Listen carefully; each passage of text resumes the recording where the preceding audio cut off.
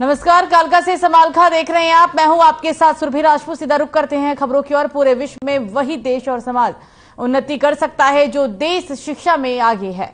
किसी भी देश का विकास शिक्षा से ही संभव है। हरियाणा के पूर्व मुख्यमंत्री भूपेंद्र सिंह हुड्डा ने कुरुक्षेत्र के निवारसी में जयराम संस्थाओं के विस्तार के अंतर्गत 11 एकड़ में बनने वाले डीएसबी इंटरनेशनल स्कूल के भूमि पूजन के दौरान इस अवसर पर मुख्य अतिथि के विचार व्यक्त किए हैं और साथ ही कार्यक्रम की अध्यक्षता लाडवा विधायक मेवा सिंह ने की है। और साथ ही बता दें कि कार्यक्रम में अखाड़ा परिषद के अध्यक्ष Ravindra Puri, Indorama synthetic India limited के chairman OP Lohia, RLG group के चेयरमैन रामलाल गोयल के साथ साथ और पूर्व मंत्री अशोक अरोड़ा समेत कई लोग मंच पर मौजूद रहे। साथ ही आपको बता दें कि कार्यक्रम का शुभारंभ से पहले पूर्व मुख्यमंत्री भूपेंद्र सिंह हुड्डा ने यज्ञ में आहुतियां दी और साथ ही 5 कन्याओं का पूजन भी किया। कन्या पूजन के बाद मंत्रोच्चारण के साथ 5 शिलाएं और कलश रखकर शिलान्यास किया गया। इस दौरान पूर्व मुख्यमंत्री भूपेंद्र सिंह हुड्डा ने कहा कि अपने गुरु ब्रह्मलीन देवेंद्र स्वरूप ब्रह्मचारी की तरह ही श्री जयराम संस्थाओं के परमाध्यक्ष ब्रह्मा स्वरूप ब्रह्मचारी देश प्रदेश में शिक्षा के प्रचार प्रसार का काम कर रहे हैं।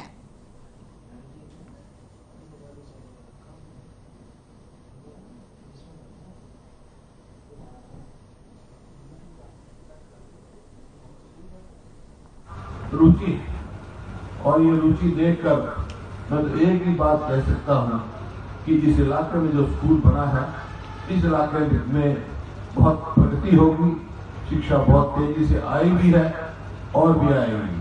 हमने भी प्रयास किया।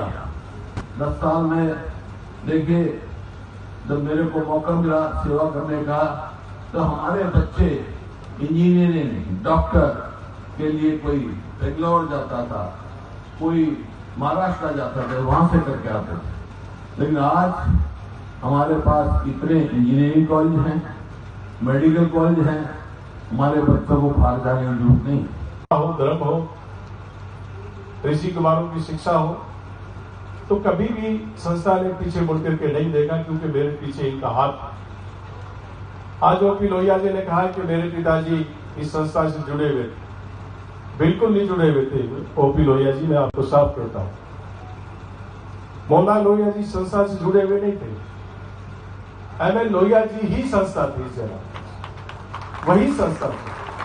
आपको तो एक पिता का आशीर्वाद ओपी लोहिया जी लगा हुआ। पैसा दो, हॉस्पिटल में दो, क्योंकि मंदिर में हम अपनी बनाई हुई मूर्ति की पूजा करते हैं और एक स्कूल खोल करके ईश्वर की बनाई मूर्तियों की सेवा करते हैं, जो कि बेहतर काम है। ओशो ने कहा था, जब आप हंसते हैं तो ईश्वर की प्रार्थना करते हैं, और हंसते आप तब है जब किसी की तकलीफ में आप रोना सीख जाते हैं। अगर किसी की तकलीफ में आपको रोना नहीं आता तो आपको हंसने का हक नहीं दिया किसी ने।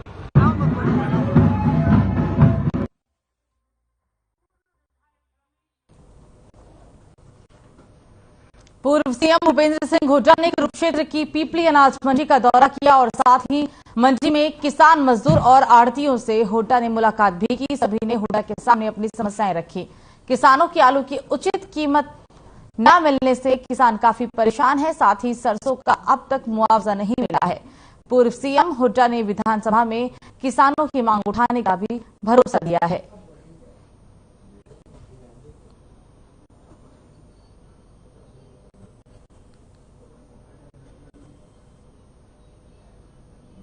कुरुक्षेत्र दौरे पर रहे पूर्व सीएम भूपेंद्र सिंह हुड्डा। हम आपको ये कुरुक्षेत्र की तस्वीरें दौरे के दौरान की दिखा रही हैं। किसानों से भी मुखातिब हुए भूपेंद्र सिंह हुड्डा और साथ ही आपको बता दें कि इस दौरान किसानों ने कई तरह की समस्याएं भी पूर्व सीएम के आगे रखी है। और इस दौरान भूपेंद्र सिंह हुड्डा ने तमाम किसानों को आश्वासन दिया है कि वो किसानों के मुद्दे को विधानसभा में उठाएंगे। हम आपको दौरे के दौरान की तस्वीरें दिखा रहे हैं, जहां पूर्व सीएम किसानों से मुखातिब हुए, कई तरह की समस्याएं किसानों की सुनी है और साथ ही भूपेंद्र सिंह हुड्डा ने किसानों को आश्वासन दिया है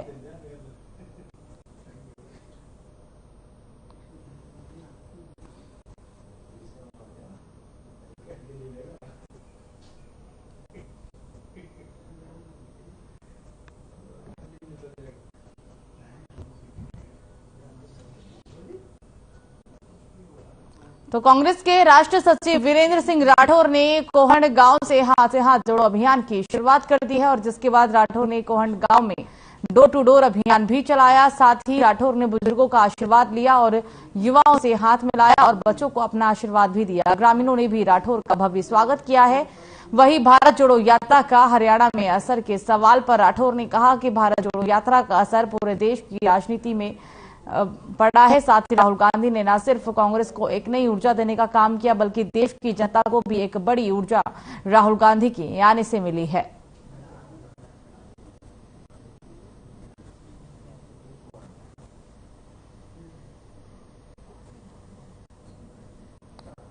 कांग्रेस का हाथ से हाथ जोड़ो अभियान और राष्ट्रीय सचिव वीरेंद्र राठौर ने इसकी शुरुआत की है। काफी लोगों ने उनका भव्य स्वागत किया, बुजुर्गों ने उन्हें अपना आशीर्वाद दिया, युवाओं से विजेंद्र राठौर ने हाथ मिलाया है, बच्चों को विजेंद्र राठौर ने अपना आशीर्वाद दिया है। युवाओं से हाथ मिलाकर बुजुर्गों का आशीर्वाद लेकर इस यात्रा की शुरुआत विजेंद्र राठौर ने की है। करनाल की तस्वीरें हम आपको दिखा रहे हैं और उनसे कई तरह के सवाल भी पूछे गए। भारत जोड़ो यात्रा को लेकर उन्होंने जवाब दिया कि राहुल गांधी की इस यात्रा से भारत को एक नई दिशा मिली है।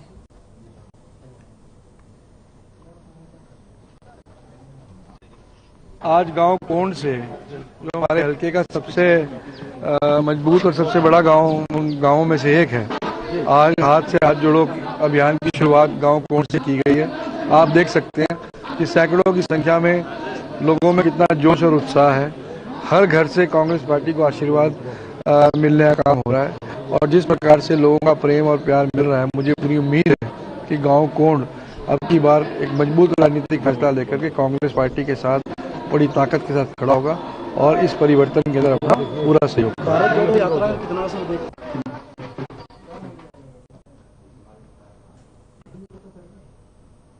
तो हरियाणा के अंबाला में 8 साल के मासूम की खेलते समय गले में रस्सी फंसने की वजह से मौत हो गई। घटना अंबाला सिटी के न्यू इंद्रपुरी कॉलोनी की है। बच्चा अपने घर पर छत पर खेल रहा था और जब परिजनों ने देखा तो वो बेसुध हालत में पड़ा हुआ था। परिजन अफरा तफरी में अस्पताल लेकर पहुंचे लेकिन डॉक्टरों ने बच्चे को मृत घोषित कर दिया, जिसके बाद पुलिस ने शव को पोस्टमार्टम करवाकर परिजनों को सौंप दिया है। पूरा मामला आपको अंबाला से बताया जा रहा है कि रस्सी फंसने की वजह से 8 साल के मासूम की जान चली गई। पूरी खबर अंबाला के न्यू इंद्रपुरी की बताई जा रही है।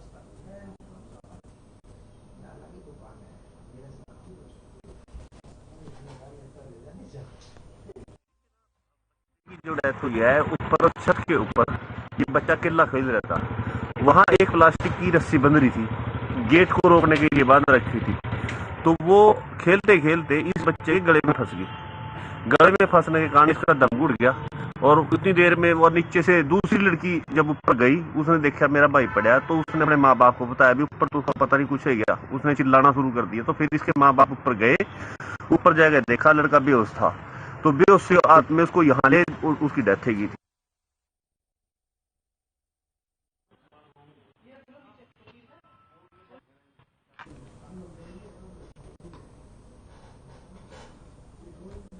तो अंबाला में चोरी लूट स्नैचिंग की वारदात लगातार बढ़ती जा रही है। दिन दहाड़े यहां महिलाओं से छीन झपटी के मामले भी सामने आ रहे हैं और इसी कारण स्नैचिंग की वारदातों को रोकने के लिए पुलिस ने स्पेशल अभियान चलाया, जिसके तहत सीआईए टीम ने 3 बदमाशों को गिरफ्तार किया और मामले पर जानकारी देते हुए कहा कि बदमाशों के पास से सोने की चैन और बालियां बरामद की गई है। पूरी खबर आपको अंबाला से बता रही है। चैन स्नैचिंग की वारदातें बढ़ी है। पुलिस ने इसी कड़ी में स्पेशल अभियान चलाया और इस दौरान 3 बदमाशों को पुलिस ने गिरफ्तार कर लिया है।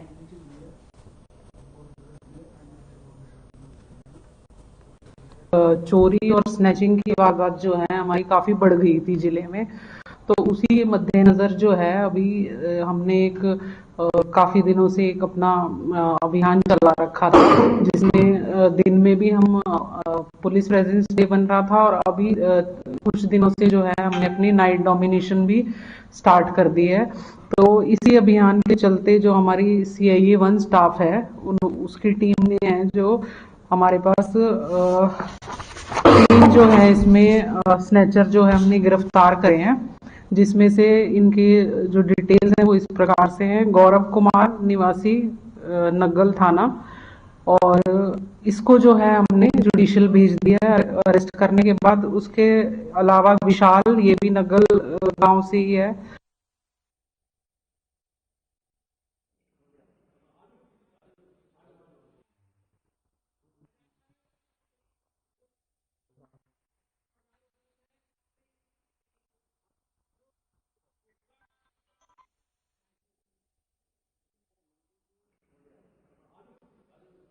हुआ है। और इसी कड़ी में आपको बता दें कि पुलिस ने नशा तस्करों के खिलाफ अभियान चलाया। अंबाला एसपी रेलवे के निर्देश अनुसार समय समय पर विशेष अभियान चलाया जाता है, और इसी कड़ी में रेलवे पुलिस की सीआईए को बड़ी सफलता हाथ लगी। बता दें कि सीआईए की टीम ने रेलवे स्टेशन से लाल बाबू नाम के युवक को लगभग 2.25 किलो चरस के साथ गिरफ्तार किया। मिली जानकारी के मुताबिक चरस की कीमत अंतर्राष्ट्रीय बाजार में 5 से 10 लाख रुपए किलो बताई जा रही है। आपको बता दें कि पुलिस आरोपी को कोर्ट में पेश कर रिमांड पर लेगी।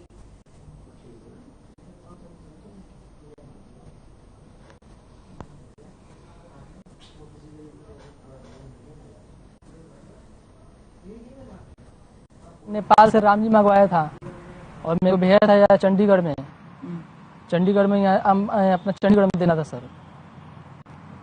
पहले सर ये एक मैं अभी नया नहीं इसमें चालू हुआ हूँ, 2 बार लेके आया हूँ सर इससे माल। पहले कितने पैसे? मेरे को सर बोला था 5,000 देने के लिए, कभी 3,000 देता है, कभी 2,000 देता है, बस कार्य पे उसमें ही रख देता है। परिवार में कौन? परिवार में सर मेरे को 4 बच्चे हैं, मैं हूँ, मेरा माँ है, दूसरी जगह है। आप सर काम मैंने किया था पहले, कर दूसरी जगह, मैं थोड़ा कर्जा सर हो गया था, इसलिए आदमी बोला मेरे साथ में चल मैं काम कर मेरे साथ में, तेरा कर्जा चुका दूंगा। अभी 1 महीना भी नहीं हुआ, 2 बार माल भेजा, तीसरी बार वो खुद मेरे साथ आया था, तो चल मैं तेरे को जगह दिखा देता हूँ, यहाँ माल देना है। हमारी सीआईए जीआरपी जो है समय समय पर अपने अफसरों के निर्देश पर, हमारी मैडम सुनीता कालिया जी के निर्देश पर और डीएसपी जीआरपी हेडक्वार्टर अपना वीर कुमार जी उनके निर्देश पर हम समय समय पर अभियान चलाए रहते हैं, नशा विरोधी अभियान चलाए रहते हैं। तो कल भी हम इसी नशा विरोधी अभियान के संबंध में रेलवे स्टेशन पर मौजूद थे, तो हमें सूचना मिली कि ऐसे ऐसे जो लाल बाबू नाम का एक आदमी है और उसके साथ एक राम जी नाम का आदमी जो बिहार के रहने वाले हैं, बेतिया बिहार के रहने वाले हैं, और वो आज जो है ना चर्च सप्लाई करते हैं हरियाणा पंजाब में, और आज भी वो चर्च उनके पास है और वो स्टेशन पर बैठे हुए हैं।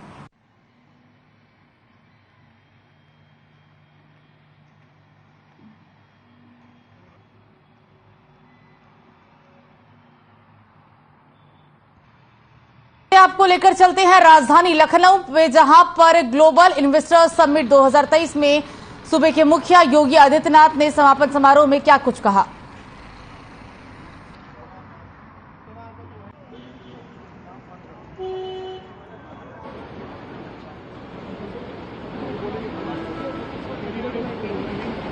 Uttar Pradesh global investor summit के समापन समारोह औद्योगिक विकास विभाग के मंत्री श्री नंद गोपाल गुप्ता नंदी जी, विभाग के राज्य मंत्री श्री जसवंत सिंह सैनी जी, प्रदेश सरकार में मेरे सभी सहयोगी मंत्रीगण, प्रदेश के मुख्य सचिव, पुलिस महानिदेशक, सभी अपर मुख्य सचिव, फिक्की, सीआईआई समेत तमाम व्यापारिक संगठनों से जुड़े हुए पदाधिकारीगण, ग्लोबल इन्वेस्टर समिट 2023 के 3 दिवसीय कार्यक्रम में वैश्विक व्यापारिक समुदाय से जुड़े हुए सभी प्रतिनिधिगण और उपस्थित भाइयों बहनों, भारत गणराज्य की महामहिम राष्ट्रपति जी का मैं भारत के हृदय स्थल उत्तर प्रदेश की धरती पर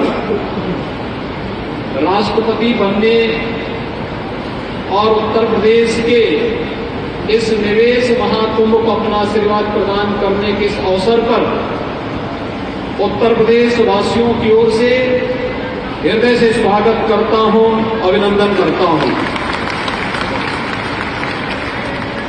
ये हम सब का सौभाग्य है कि उत्तर प्रदेश के इस वैश्विक महाकुंभ को, निवेश महाकुंभ को 10 फरवरी को आदरणीय प्रधानमंत्री जी की उपस्थिति में एक नई ऊंचाइयां प्रदान की। पूरी दुनिया के अंदर पिछले 9 वर्षों के अंदर प्रधानमंत्री मोदी जी के नेतृत्व में भारत का जो सम्मान बढ़ा, उसका लाभ हमें GIS 2023 में उत्तर प्रदेश के इस भव्य आयोजन के साथ भी मिलता हुआ दिखाई दिया है, जहां पर वैश्विक व्यापारिक समुदाय निवेश के एक सबसे अच्छे गंतव्य के रूप में उत्तर प्रदेश। तो पानीपत में बदमाशों के हौसले लगातार बुलंद होते जा रहे हैं। ताजा मामला पानीपत के किशनपुरा रोड का है, जहां पेट्रोल पंप के साथ ICICI बैंक के एटीएम को बदमाश ने साफ कर दिया। बता दें कि बदमाशों ने इस एटीएम को 5 महीने पहले भी निशाना बनाया था। उस दौरान मशीन में 17 लाख रुपए थे।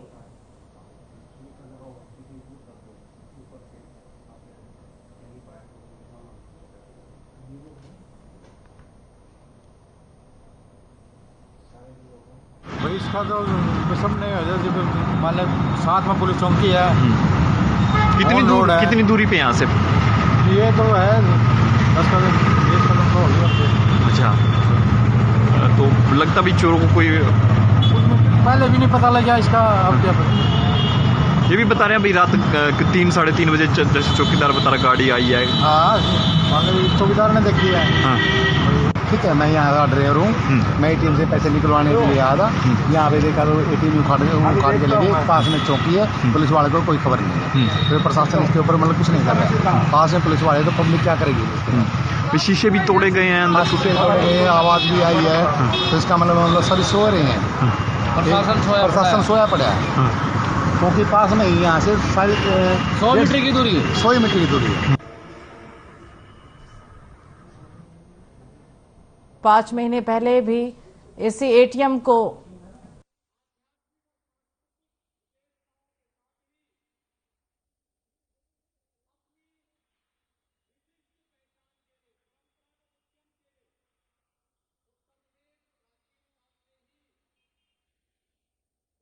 चोर बदमाशों के हौसले लगातार बुलंद है। बता दें कि यहाँ पर बदमाशों ने इस एटीएम को 5 महीने पहले भी अपना निशाना बनाया था। तब एटीएम में 17 लाख रुपए थे। एक बार फिर से चोरों ने एटीएम को निशाना बनाया है। 5 महीने पहले भी इसी एटीएम को चोरों ने अपना निशाना बनाया था। पूरी खबर आपको पानीपत से बता रहे हैं। और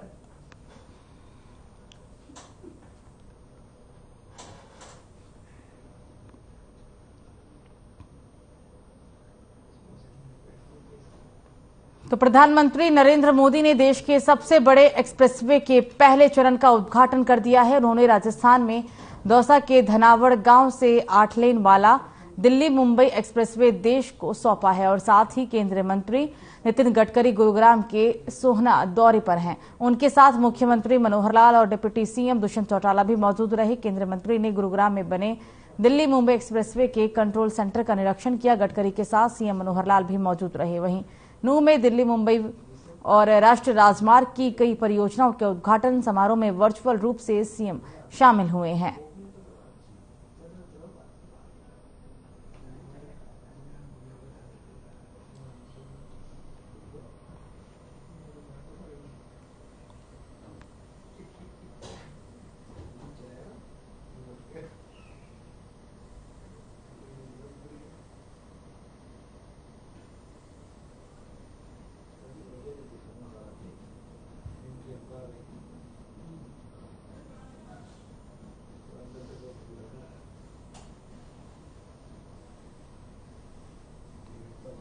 तो फिलहाल खबरों में मुझे दीजिए इजाजत। नमस्कार।